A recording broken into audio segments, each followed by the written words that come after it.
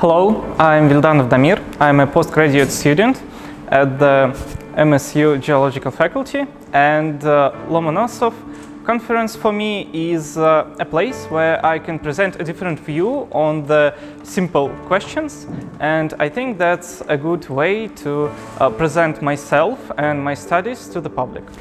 My lecture would be about Russian mineral resource base and of gold and its features, and you will find a lot of interesting information and point of views in it.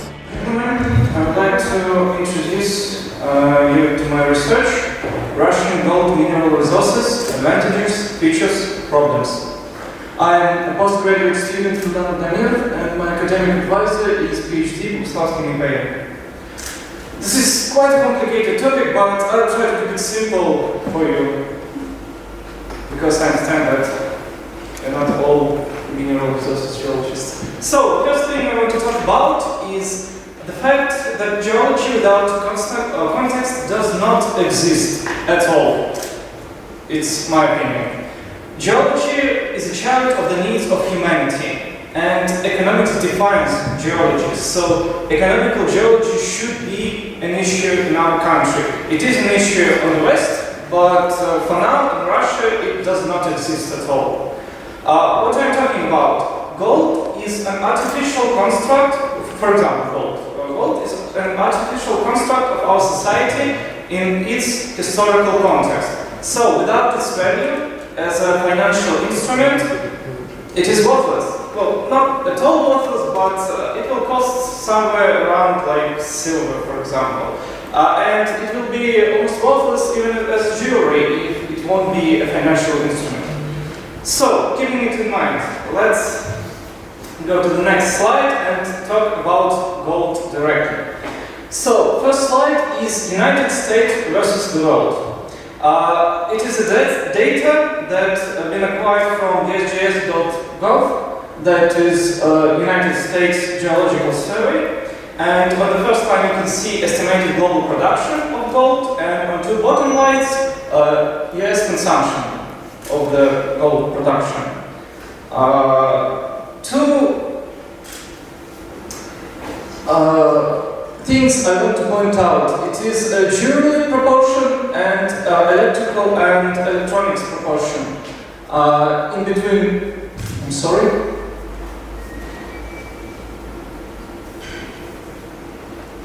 Okay. Between the world and the US, because jewelry to electronics in the world is like 5:1, but in US it's almost 50-50.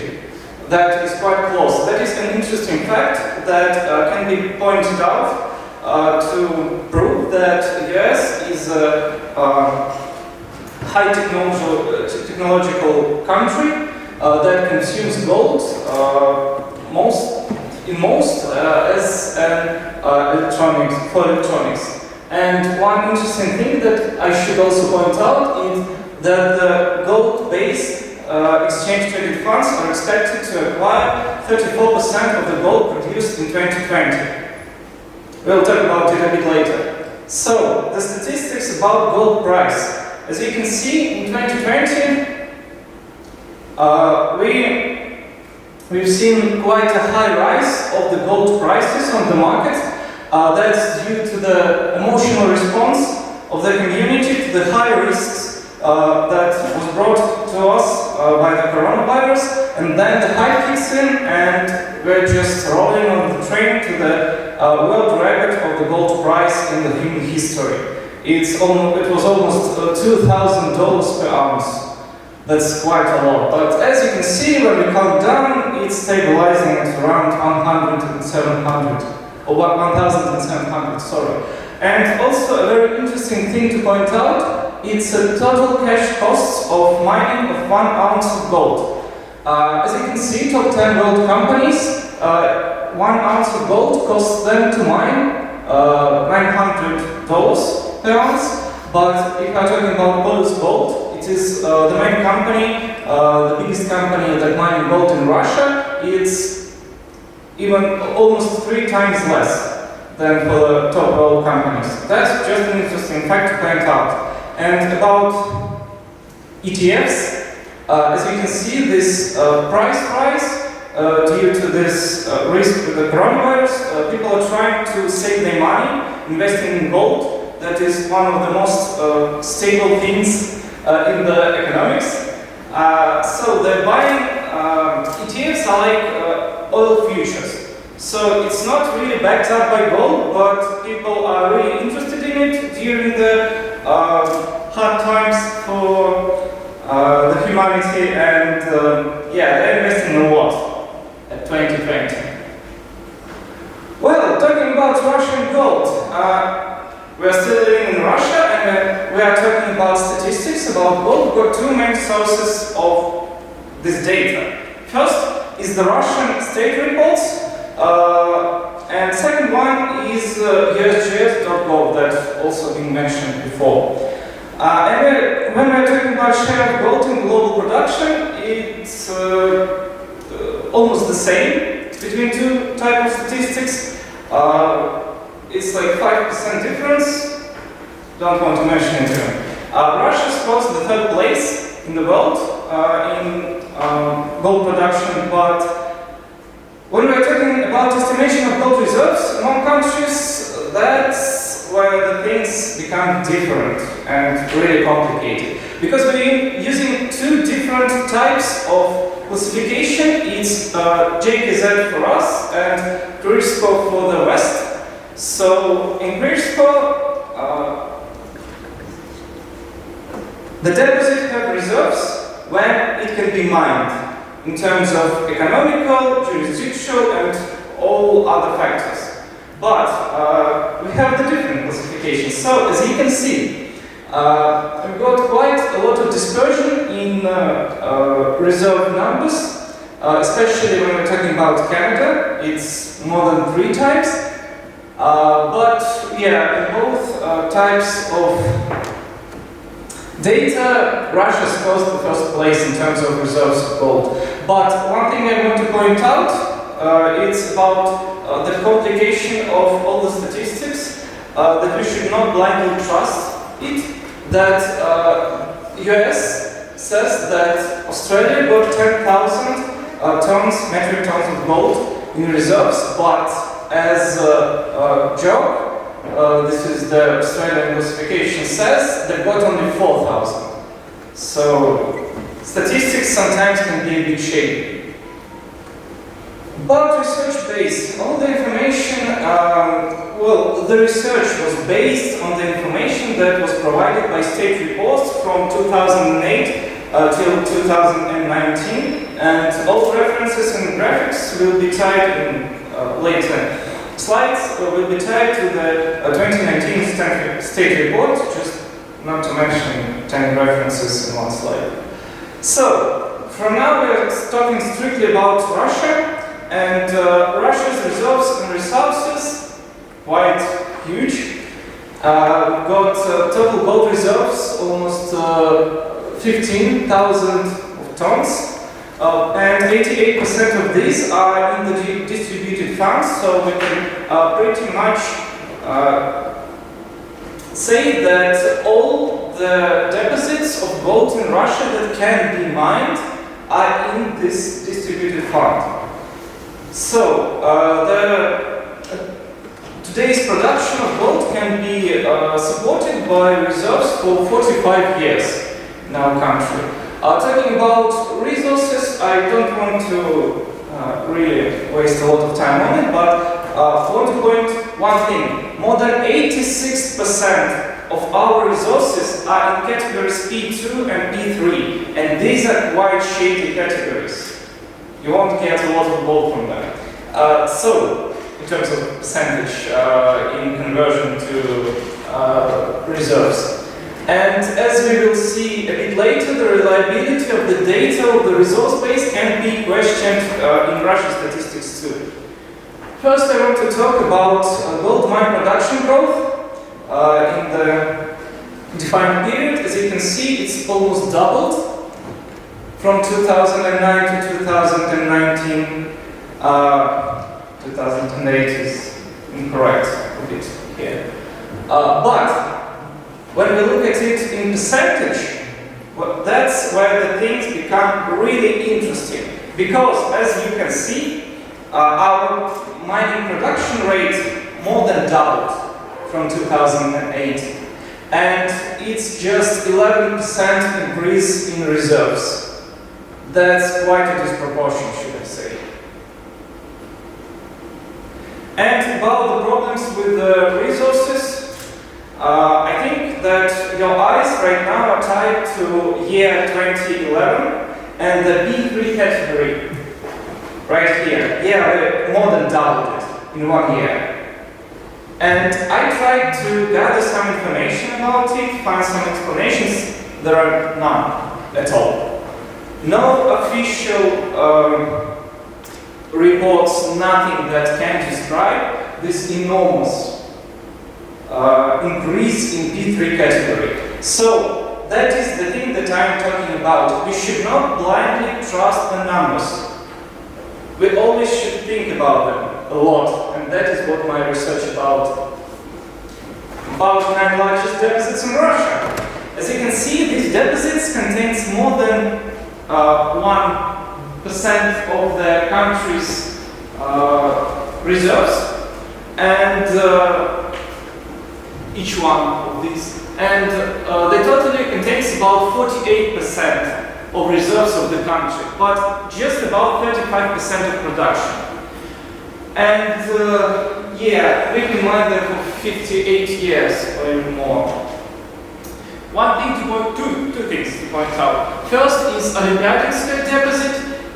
It has quite a high mining capacity for now. As you can see, 67 tons per year.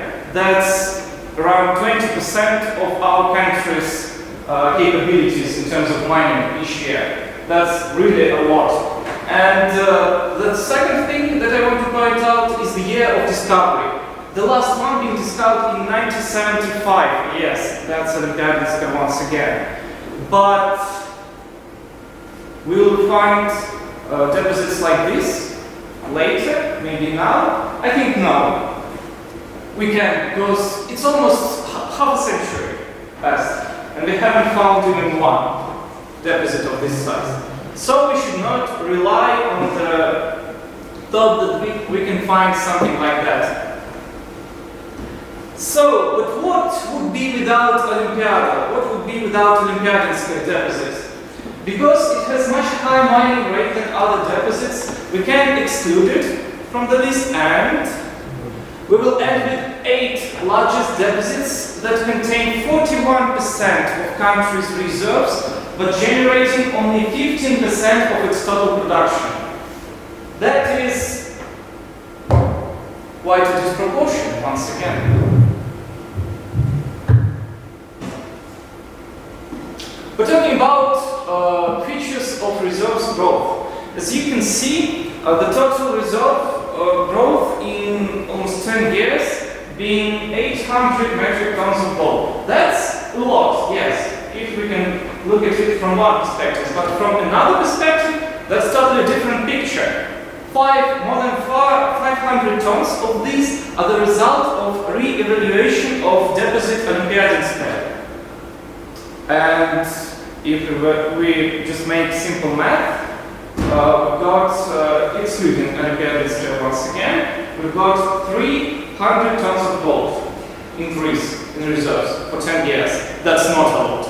It's less than 1 year of mining in Russia in terms of reserves depletion. So, to summarize, Russia has the world's largest gold reserves, and a significant part of these are in the large deposits that will last for more than half a century. But disproportional and rapid growth of production of gold without sufficient reserve growth, that's a real problem for Russia. And the vast majority of current production provided by deposits that will be mined in least in less than 23 years. That's not a lot. It's a lot in terms of human life, but in terms of the state, no, not at all. And Russia has really modest resources P1 to replenish its reserves. So, an opinion. Active this problem of the disproportion between growth in reserves and mining should be, these measures should be taken right now. Since the full cycle of putting a deposit into operation from the regional perspective takes about 20 years. And as you remember, we've got 23 left. Which puts us on the edge of the window to minimize the threat of a significant drop in gold production after these 23 years. Conclusion. It's a bit different from the previous slides, yes. So, my main idea is about economical geology. The report is just a small example of it. And we need to work in touch with economists, government, to solve the problems like this, like the one that being described, before they will become an issue at all. The time has come. We need to make a step forward to catch up with the West and to reevaluate our approach to the mineral resources, because future is lying not only in geology, but in its alliance with other sciences. Thank you for your attention. I would like to answer your questions. Спасибо большое, Дамир. У кого-нибудь вопросы к Дамиру возникли? Да, вопросов, похоже, нету. У меня вопрос есть на русском, да? Я могу задать же вопрос? Да, Ксения, пожалуйста, конечно. Спасибо.